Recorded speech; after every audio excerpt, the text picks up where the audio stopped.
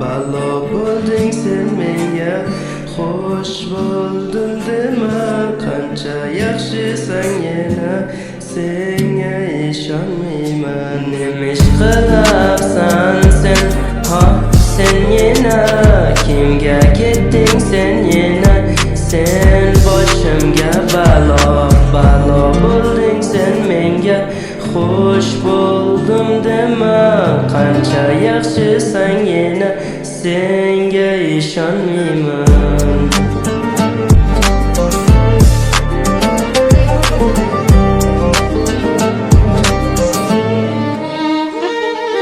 Yaşamadıklarımız içimde hapsolmuş bebeğim, seninle konuşamadıklarımız daha çok şey var da kader diyelim. Ne diyorduk konuşmasak da biz anlaşıyoruz, ahirette mi hesaplaşırız ama şimdi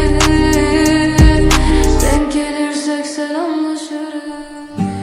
Seni qerdan ko'rdim, qerdan tanidim, yaxshi ko'rdim men. U qerdan chiqdi, yurak berdim, ko'rmaz oqdan. Nereden gördüm, nereden sevdim, nereden tanıdım ben?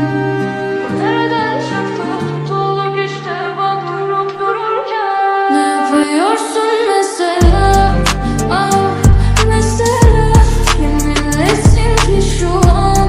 Sen bana bela gibi bir şeysin ama hoş da bir havan var, çok güzelsin ama sana inanamam. Nima ish qilabsan sen, ha sen yana, kimga ketding sen yana, sen boshimga balo bo'lding sen menga, xush bo'ldim dema, qancha yaxshisan yana, senga ishonmayman.